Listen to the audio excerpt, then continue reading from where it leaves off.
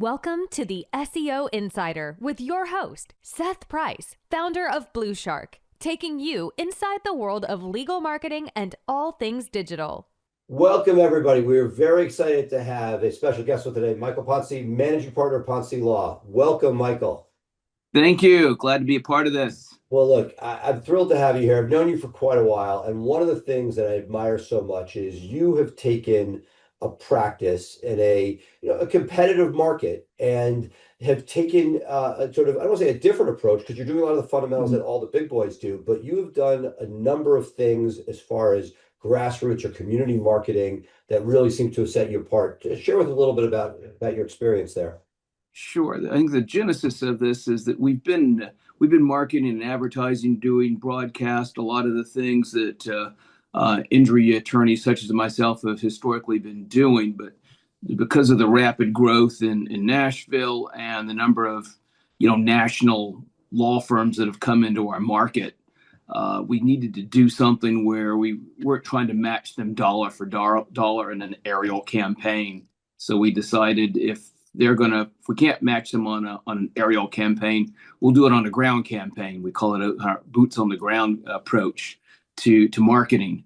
We still maintain our regular traditional advertising on broadcast television, on streaming, billboards, radio, but we've really emphasized a lot of our community work, and it's really paid dividends for our office. Talk to me big picture. What does that mean? Like, what's the universe of community marketing to you? Well, this means that we appear at a lot of community events. We sponsor events. I think it's a lot of times it's our physical presence, not just sending a check, but being there at events. And so it is a lot of extra work. It's a time commitment. Yeah, it's ironic because Jay Ruane just had a LinkedIn post today, a co-host on the Law for Blueprint. He was always talking about his big mantra for 2026 is community marketing, and he was talking about stop paying for a little league team and putting a banner out there, show up, or in the case of and I see it, like when we do things like we do a backpack giveaway, when we're there physically, it changes the dynamic. Let me ask you a question. How much of it, so I'm gonna put three different categories of people that can go to an event, right? There are four categories. One is your community outreach person. I assume you have staff, one or more people that are doing it. How many people do you have on your community outreach team? I know you probably grab from other places. Anybody dedicated to that specifically? Really, it's myself and my wife that really focus in it on primarily. We have two other people, though, that spend a good portion of their time also focused in on community events. But when we have community events, we kind of develop which ones we go to based upon the interest and suggestions and input that we get from other team members. So that if we have a team member or a couple of team members that are really involved in the Humane Society or a teacher organization. Right, you're going where they're interested. Yes, and then they'll be involved in that as well. You're picking their charities, and which is brilliant. What's your split? Take yourself and your wife out for a second. We'll get to you guys in a minute. If you have an event, what's your split between staff that goes and attorneys that go? Right now, it's typically more staff than attorneys. It will vary from event to event, but I'm almost always there myself as the that's attorney. The question. Does this only work with you, face of firm from the billboard, or your wife? What an amazing 1-2 combination you guys have. I think it's just brilliant the way you guys have branded it. Does this work as well? So if you don't go, I mean, obviously it's not on a per event basis, but do you notice a big difference if it's staff versus you and staff? I think as long as I'm there a lot of the time, I think it still works. I think it always works better if the person that they see on the billboards, the person they see on the television is there. And I don't know that there's a real substitute for that. Well, that's the question, though. I'm gonna push you on this because it's great. I love the fact that you go, and that you're able to make the time, and you and your wife can do this together. So it's not like, hey, I'm not. Sometimes you go by yourself, but I'm sure when you get to go with her, it's extra, time together. And very often it's for a good cause. But one of the things that we aspire to be is to make us, dispensable. and you're Right. going the opposite direction in a sense. Is there a way? Have you, one of the things I see some law firms do is have a spokesperson, having that community marketing person who is out there who very often could be even more personable than you. I know it's hard to imagine, but Yeah. like somebody who is known, the downside is if that person leaves, you lose some of that goodwill. Have you experimented with a deputy that is sort of in your stead when you're not there? Yes, and in certain areas, for our Hispanic marketing, we have people that are in that community a lot, and so they have their own personal relationships that they've developed over years, based upon our supportive organizations and my physical presence at some of the events, not necessarily all of them.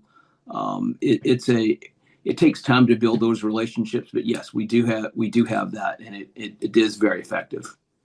Tell me, give me a smattering. What have been the most effective events that you've sort of said, "Wow, this is getting traction"?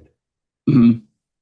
I think one of the things we did, we installed free fire alarms in partnership with the American Red Cross. Like smoke They alarms? Smoke alarms, yes, smoke alarms. We test them. We have developed some really You kind like of go cool. to people's apartments, or how do you do These this? are often houses. We'll have a neighborhood that has been known maybe as not having up to date smoke alarms, and we'll just canvass the community in advance with our partnership with the American Red Cross. They'll get a And heads literally up that go we're going door to to be in the door handing community out smoke offering alarms? free smoke alarms, and we'll um, come in and install them in their homes.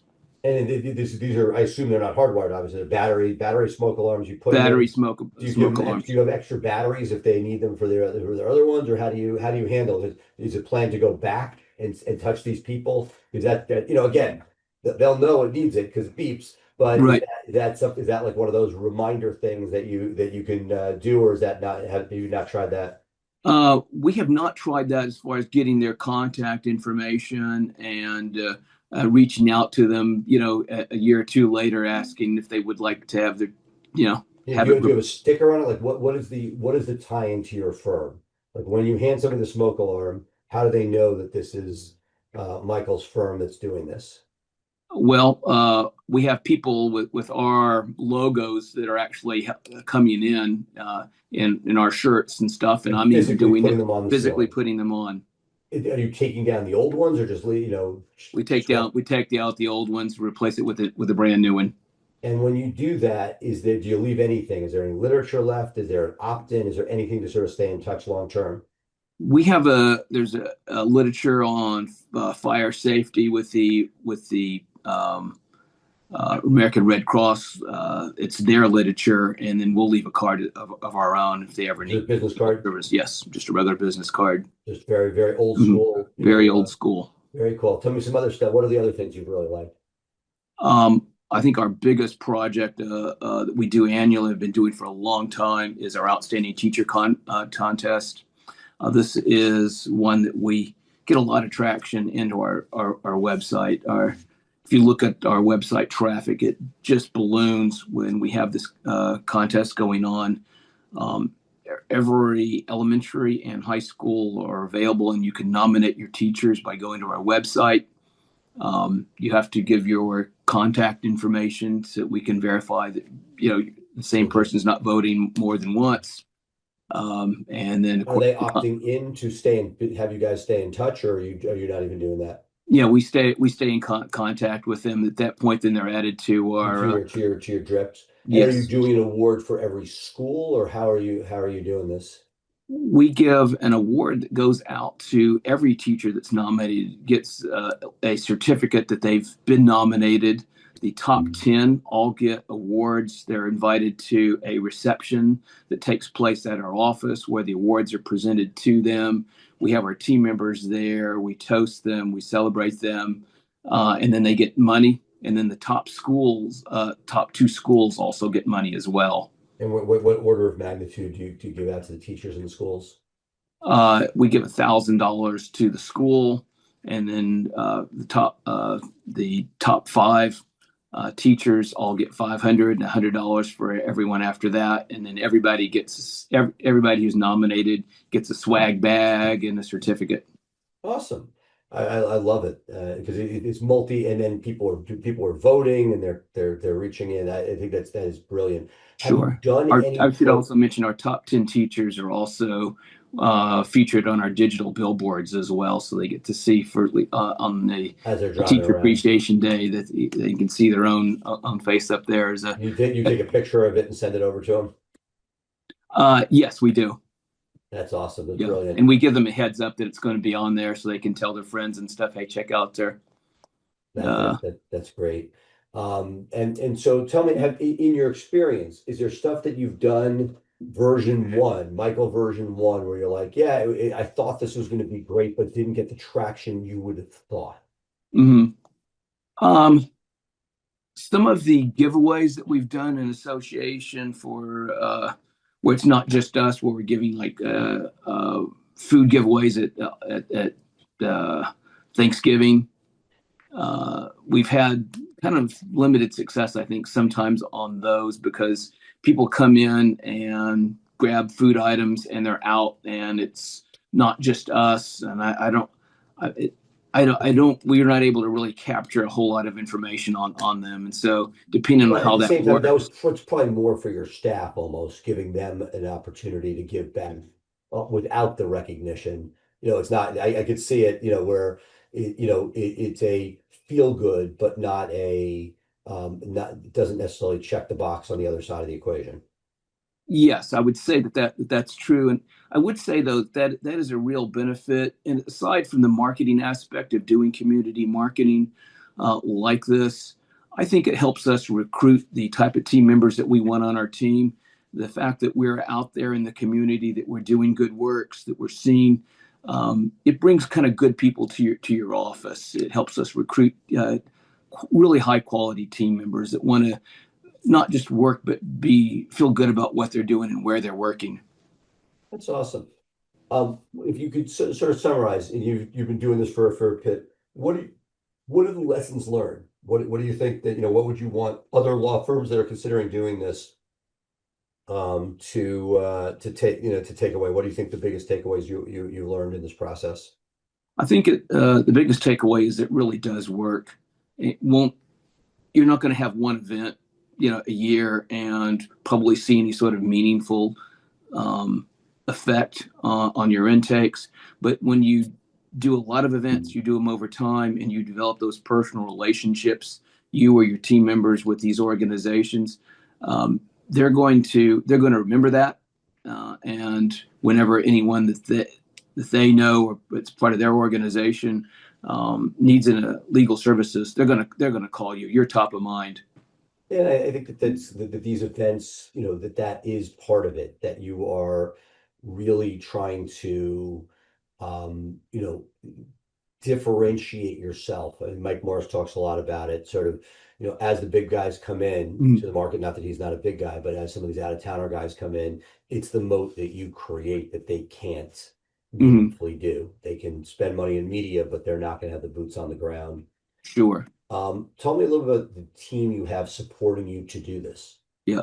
Actually, if I could back up, I did want to mention that I'm not able to attend every event. Of course. But when I'm not able to attend, we actually have a cardboard cutout of me. It sounds kind of ridiculous, but people, I thought it was crazy when some of our team members suggested this, but we have a lot of people that love to take a picture with the cardboard cutout if it's an event I'm not able to attend. Tremendous. What, as you've gone through this process and you've put these things in place, talk to me about what you've done, what you've built internally to support this. I understand you're going, but obviously these things don't happen without people reaching out, putting things together. How have you structured a team to make this happen? We use the team members that have the most interest in going to these events, and then at the beginning of the year, we'll come up with a list of the events that we want to be a part of, that we feel like we can gain traction from, because we're going to be, certain organizations push these things more than others, and if they're not going to feel like they're going to support our office, then we're going to take a look at whether or not we want to use a different opportunity, and we want to make sure that. I get that. I'm going to push you a little bit, just zeros and ones. Like, so I understand you're looking for people that are interested and you have some marketing assets at the firm. Are you allocating bandwidth hours, however you want to put it, for people to work the phones, reach out, help coordinate these things? What are the logistics necessary for somebody to be able to support such an operation? I think you've got to have a couple of team members that are really focused in at least half their time on community work, because it is a time consuming thing, and of course they're being paid for this as well. So Are you taking people that are already at the firm doing something else and giving them a lesser caseload so they can handle this, or are you taking people in marketing that you're hiring for it? so far we have used existing people, and we have reduced their caseload, reduced their work that they would normally be responsible for. I think within this coming year, it's likely that we will have one or two people whose sole job will be working on this. And it's probably going to be existing people that are just they're really passionate about it, and we're kind of gravitating them more and more towards that direction. That's awesome. Any outside the box ideas that you're like, hey man, I'd really like to try this in 26 and haven't gotten around to? Like, what's your, what's the big goal for this year? I think this year we're likely to stick with a lot of the tried and true programs that we know will have been successful. I don't have a specific project, although it's early in the year. Almost inevitably, something that's not on our plans, not on our marketing calendar, will pop up, and it will be a good opportunity. That's awesome. Well, look, I applaud you, Michael. I think it's something I've struggled with. We do events and fits and starts, but to have a consistent plan. But I think my biggest takeaway from here is to figure out who is passionate about it from your existing tribe, because I know that when you bring, those people are likely to be much more successful. We all, I was a saying I talk about in business, and I think you can appreciate this. People do what they like to do. We all do. You Right. like doing this, so it Mhm. happens. I love digital, so I did more digital. Mhm. If you made me sit and write essays or do briefs, I would be terrible at it. That's not, and it would be slow and not on time and not right. So I think that one of the pieces I see brilliance here is figuring out what people are passionate about and then pushing them in that direction, giving them the bandwidth and the resource to do it. So I applaud you for that. Anything you want to leave the audience with before we part ways today? I would suggest if you're coming up with this list, start off slowly, but be persistent with it, because you'll not show immediate results, but if you stick with it, it will pay off, and you'll really feel good about it as well. It's something that we enjoy doing, and I think that our team members really make it a part of what they proud of where they work as well.